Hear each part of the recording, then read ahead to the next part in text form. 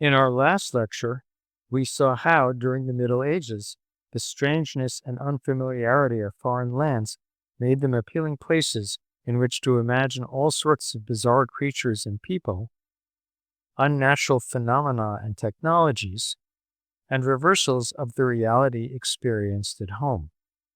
At the same time, these distant settings, as well as settings that were far removed in time, were used as a backdrop for exciting and romantic stories. But toward the end of the Middle Ages, this began to change as Europeans started to explore and to interact with parts of Africa and Asia, and then to arrive in what they called the New World. While the descriptions of these places might have been colored by prejudgments, either positive or negative, about cultures that were very different from what their authors knew, they tended to stick closer to the natural world than medieval accounts had done. They also tended to revive the ancient practice of describing in detail foreign peoples and their societies, which we find as far back as classical Greece. At the same time, the medieval love of romance and chivalry gave way to an interest in ideal societies, as the European Enlightenment, inspired again by ancient precedents, in this case Plato's Republic, encouraged creative people to envision a world in which the application of reason might solve current problems like poverty and inequality. And the poetic songs in which the medieval imagination expressed itself gave way to prose writing in the form of satirical novels or speculative essays. Just as the age of exploration made the rest of the world more familiar and therefore less usable as fodder for the imagination, the distant past, which had also served this purpose, was made more familiar by the Renaissance or rebirth, which was taking place in Italy and then in the rest of Europe between the 14th and 17th centuries. This was a time when the literature, ideas, art, and architecture of ancient Greece and Rome were being rediscovered and revived, in the sense that they served as the basis for new creative works. But as the ancient world went from being a mythical time of amazing accomplishments to a concrete historical age which could be imitated and even surpassed, it no longer served as the province of fantasy. This meant that authors who wanted to create a land of pure imagination would have to look elsewhere. So even though the ideal societies which were proposed at the time were entirely fictitious, the word utopia comes from the Greek for no place, their creators maintained the conceit that they were to be found in still undiscovered land masses or islands. Among these societies were Sir Thomas More's Utopia from 1516 and Tommaso Campanella's City of the Sun from 1602. While More places his island somewhere near Brazil, which Europeans first reached in 1500, Campanella's city was located near Sri Lanka in the Indian Ocean. By the 18th century, when more discoveries had been made, we find fictional locales in the region of Tasmania, which had been reached in the middle of the previous century, and off the western coast of Canada. But even though the region where More built his utopia would still have been relatively unfamiliar to his readers, he still felt the need to explain that few Europeans had visited it because when its exact location was first announced to the public, someone coughed and ruined the news. More also draws a clear distinction between the fanciful tales which the medieval world liked to tell about foreign lands and the rational examination of the societies and customs of other nations. He told us what he had seen in each place, and it took him a long time to go through it all. But even so, we did not ask him any questions about monsters, as there is nothing new to be said about them. After all, for there is practically nowhere you will not find Scyllas, savage harpies like Celaeno, people-eating Lastrygonians, and other enormous creatures of this kind. But you would be hard-pressed to find anywhere citizens living under a wholesome and sensible government. Unlike medieval fantasy, which seems to have satisfied the same desire for escape that we still find today, these speculative works meant to criticize the current state of affairs by offering a better alternative. Such speculations were typical of the writers of the early modern period, when the nations we know today were being created, and questions arose about who should govern and how, what role should religious authorities play in the lives of citizens, and what, if anything, cities and nations should do about the poor, the sick, and the oppressed. For Campanella, the ideal society was one in which there were no distinctions of class or wealth, everyone worked, and all property was owned in common. But like many social thinkers before the 18th century, the author does not favor democracy. Like Plato, he favors an enlightened monarch, and in his society, most things are decided by the authorities, including what sort of work one does and whom they may marry. More, in the same way, envisions a society in which everyone lives, works, and eats together. No one is allowed to be wealthier than anyone else, and there is no privacy in which people could conceal their bad behavior. But unlike Campanella, More does favor a democratic system, though he also allows prisoners of war and convicted criminals to serve the others as their slaves. Then there was The New Atlantis, the title of a work by the philosopher of science Francis Bacon, which was published in 1626. He describes a society founded in the Pacific Ocean in ancient times, whose centerpiece is a sort of scientific academy, where experiments are carried out according to the method Bacon himself had developed, and whose inhabitants are both rational and good. They are made up of people from many different cultures who believe in religious tolerance. Another form of social critique was the fictional travel narrative, which was often a form of satire.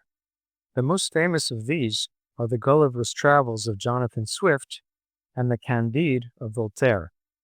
These can be considered novels in the sense that they have characters, a plot, and emotional resonance. But the places these characters visit are designed to make fun of the reader's reality. Swift, for example, describes a deep conflict between two factions of the tiny inhabitants of the land of Lilliput, those who open their eggs at the big end and those at the little end. This is a not-so-subtle reference to the English religious conflict that began when Henry VIII broke with the Catholic Church and founded the Church of England. It is computed that 11,000 persons have at several times suffered death, rather than submit to break their eggs at the smaller end. Many hundred large volumes have been published upon this controversy, but the books of the big Indians have been long forbidden, and the whole party rendered incapable by law of holding employments. On the other hand, Gulliver visits a kingdom whose scientists are busy with experiments, like trying to soften marble so that it may be used in pillows, a jab at the Royal Society of his time, which was established in the 17th century as a haven of intellectual discovery, but was felt in Swift's time to have declined from its intellectual peak. In fact, the only admirable and rational people Gulliver encounters in his travels are the Winhams, who are intelligent horses. Voltaire also has his hero Candide travel throughout the world, though mostly in more realistic settings. Though the book doesn't contain the sort of impossible people and creatures we find in Swift, it is full of very unlikely coincidences, as the characters meet with people they know from home wherever they happen to travel, and they often seem to have been killed in awful ways, only to reappear with an explanation for why they were still alive. In general, people everywhere are portrayed at their most cruel and hypocritical, and one of the book's centerpieces is an actual earthquake which destroyed the city of Lisbon a few years before it was written. Voltaire has the scholars of the city's university decide that the best way to prevent another quake is to burn several people to death for their sacrilegious beliefs or actions. But the heroes do reach the fabled city of El Dorado, which Spanish conquistadors had long believed was to be found somewhere in South America. And there, according to Voltaire, everyone lives in great wealth and peace, and all affairs are governed by reason. But the Renaissance imagination could also turn to the future, or to other worlds entirely. In the late 18th century novel, The Surprising Adventures of Baron Munchausen, the Baron visits the moon by way of the island of Tahiti, which the English had reached only a few years before, and describes its inhabitants as enormous creatures who are at war with the sun and use their large vegetables as weapons. His description draws in many ways on that of the Greek writer Lucian of Samosata, whose book A True Story we looked at in our lecture on the ancient imagination. Even more distant worlds are featured in another work of Voltaire, the story Micromegas, whose hero is a being from the star Sirius, who stands about 39 kilometers tall. He makes friends with another enormous being from Saturn, and they arrive together on Earth and have a conversation with a ship full of philosophers who they can only see with the aid of a magnifying glass. This gives the author an opportunity to make fun of the various schools of thought of his time.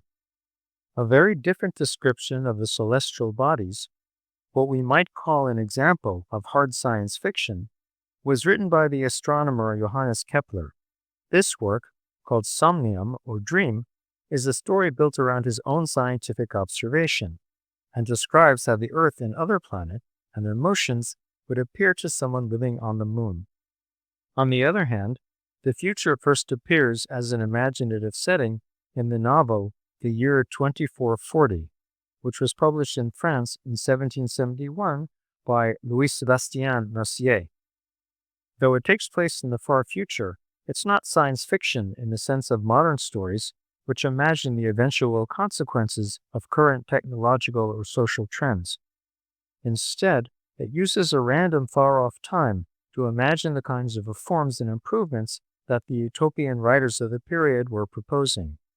Here, the narrator goes to sleep and wakes up in a future Paris where the Versailles Palace has become a ruin and there is no hereditary monarchy, church, or military.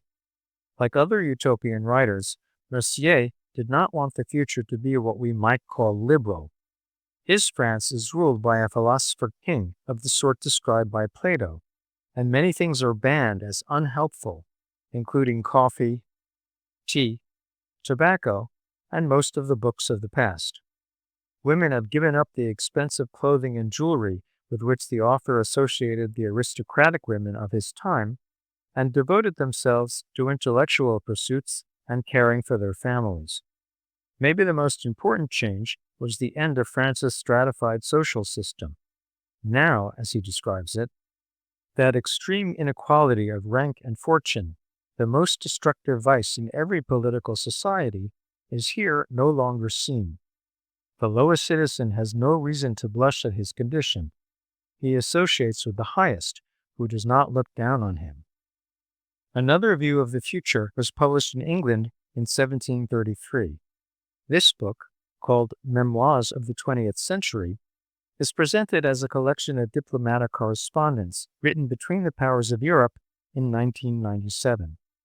The narrator is a man of the present, i.e. the 18th century, who is visited by someone from the future who gives him a copy of the correspondence. He also tells him things about future events, which, like the sports almanac in Back to the Future, are guaranteed to make him rich if he sells them to the heads of state of his time. Unlike Mercier's work, the memoirs are more of a satire, which critiques the economic and political realities of the author's time without offering an ideal alternative. And it does try to extrapolate from current events to the future by proposing, for example, that the royal family of England would continue to rule, the Catholic Church would become even more powerful than it was at the time, and the Ottoman Empire would fall. On the other hand, the book doesn't imagine any changes in the technology of the future or in the social order. Between adventures like Gulliver's Travels and Voltaire's stories of non-human intelligences, we might place the works of François Rabelais, who in the mid-16th century wrote a series of stories featuring Gargantua and Pantagruel. This father and son are from France, but they are giants who consume vast amounts of food and must adapt the objects used by regular people in order to suit their own needs. Gargantua goes to Paris to study at the Sorbonne.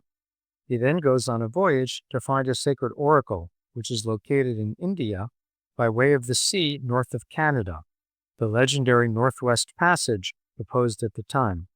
And on the way, he and his friends encounter a series of islands populated by strange creatures or people with strange practices.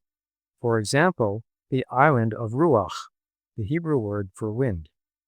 2 days after, we arrived at the island of Ruach, and I swear to you by the celestial hen and chickens that I found the way of living of the people so strange and wonderful that I can't for the heart's blood of me tell you the half of it. They live on nothing but wind, eat nothing but wind, and drink nothing but wind. They have no other houses but weathercocks. They sow no other seeds but the 3 sorts of wind flowers, rue, and herb that may make one break wind to the purpose. These scour them off carefully.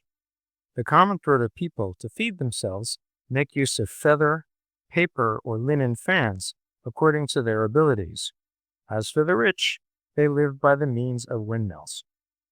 Rabelais also works into his story the Renaissance interest in ideal societies, by way of his description of the abbey called Thelem, from the Greek word for wish, which is founded by Gargantua.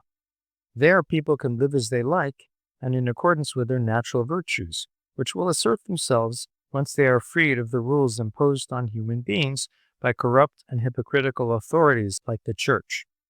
We also find exotic foreign locations in the works of Shakespeare. We saw in our first lecture that the general Othello encountered in his travels the bizarre kinds of people who were often imagined by medieval travel writers. On the other hand, the fairies of A Midsummer Night's Dream live in an enchanted forest. It's located in ancient Athens, which serves, as the entire ancient world did in the Middle Ages, as a setting for fantastic and romantic adventures, including a man being turned into an ass, as the hero of the Roman novel Metamorphoses was. Then there's the island where the magician Prospero lives in The Tempest, which is inhabited by magical beings under his control. In this case, Shakespeare seems to be deliberately vague about the island's supposed location. But though Shakespeare does use some of the traditional tropes of ancient and medieval fantasy, his characters are fully realized people rather than the kinds of satirical caricatures we find in Rabelais or Voltaire. The idea that the characters who populate even fantastic or futuristic stories should be relatable human beings has come to dominate many of the imaginative works created since Shakespeare's time. Part of the Renaissance return to ancient literary forms was the revival of the epic, which was a long-form poem that told of heroes engaged in a great but difficult adventure. While Homer's Iliad and Odyssey focused on the Trojan War and its Greek heroes, the most popular of the epics during the Renaissance was actually the Aeneid of Virgil, which had a larger theme, the founding of the Roman people. Virgil's work drew on the large store of Greek and Roman myth that had long served classical playwrights and poets, and it was not, and was not meant to be, a historical account. The search for a similarly large theme inspired a number of new epics, which were written not in Greek or Latin, but in the European languages of their time. The first of these was the Orlando Furioso of the Italian Ludovico Ariosto, which was published in 1516. This was a retelling of the medieval story of Roland, one of the Romance poems we looked at in the last lecture. As in the earlier work, the setting is an essentially fictitious battle between the knights of Charlemagne in the 9th century and a Muslim army, but the focus is on the unrequited love between Orlando and the pagan princess Angelica, and the romance between the woman warrior Bradamante, who was based on one of the characters in Virgil, and the Muslim Ruggiero. The era of Charlemagne, like the era of Camelot, remained a time when fantastic events and creatures could still have seemed possible. Angelica is chained to a rock as an offering to a sea monster, but is saved by a ring that grants her invisibility. And when her rejection of Orlando drives him mad, he is helped by a friend who journeys first to Ethiopia on a flying horse, and then to the moon on the chariot that carried the prophet Elijah to heaven in order to find a cure. There's also a sorceress with a magic island, like Circe in Homer's Odyssey, and a monster called an orc. Not that kind of orc. Another Italian work which shared a lot of Ariosto's themes is the Jerusalem Delivered of Torquato Tasso, which was published in 1581. Though the setting is in this case an actual event, the Crusader conquest of Jerusalem in 1099, none of the characters are real people, and the course of events in the story is mostly Tasso's invention. For example, he has his European crusaders kill the Byzantine emperor and capture the city of Constantinople, which did happen, but not for another century or so. The story's description of Muslim beliefs and practices is also entirely fictitious, which is of a piece with the fact that the literature of medieval and early modern Europe sometimes portrayed Muslims as pagans or even demon worshippers. Tasso also includes many supernatural elements. The main antagonist of the story is a Muslim witch who turns some of the Crusaders into animals in the same way as Circe does in the Odyssey, and there are magical spells and objects. There's also a wizard who shows the hero Ronaldo a vision of his future descendants, just as Aeneas is shown the future of Rome. And there are women warriors who fight alongside the men, like Virgil's warrior maiden Camilla. And despite the historical setting, the narrative is primarily interested in the romances between the heroic Christian knights and the Muslim women who fall in love with them and eventually become Christians themselves. While Virgil's epic set out to tell the story of the mythical founding of Rome, John Milton published in 1667 an epic whose theme was the human condition itself. This was the story of how Adam and Eve were caused to sin by Satan, who had been cast out of heaven for rebelling against God and wanted the earth for himself. While Milton's predecessors applied their imaginations to past times and events, he applied his to the text of Genesis, placing the story of Adam and Eve against the backdrop of a war in heaven between the forces of good and evil. But Milton faced a particular problem: how to make a sacred text into a dramatic story with compelling characters while still respecting its religious significance. The result, which he may not have intended, is that the most interesting and even appealing character in this story is Satan, who has lost everything and is determined to get revenge at any cost. He's an early example of an anti-hero, flawed but admirable. We can be against him and admire him all at the same time. All is not lost. The unconquerable will and study of revenge, immortal hate, and courage never to submit or yield. And what is else not to be overcome? That glory never shall his wrath or might extort from me, to bow and sue for grace with suppliant knee and deify his power. And again, so farewell hope, and with hope farewell fear, farewell remorse. All good to me is lost. Evil be thou my good. By thee at least, divided empire with heaven's king I hold. God, on the other hand, is portrayed in the terms of traditional Christian theology as omniscient and all-powerful. This makes him less interesting because he doesn't develop as a character and he has no challenges to overcome. Other than the supernatural setting itself, the story doesn't contain the sort of fantastic elements we find in earlier epics. In fact, the rebel angels commanded by Satan fight their war with cannons and gunpowder. In our next installment, we'll see how the genres of science fiction and fantasy began to develop in the 19th century, when the first stirrings of modern science led to speculation about what it might mean for how people live and for the human condition itself, and when the growth of melodramatic literature gave writers free rein to explore their wildest imaginations. Please remember to like and subscribe.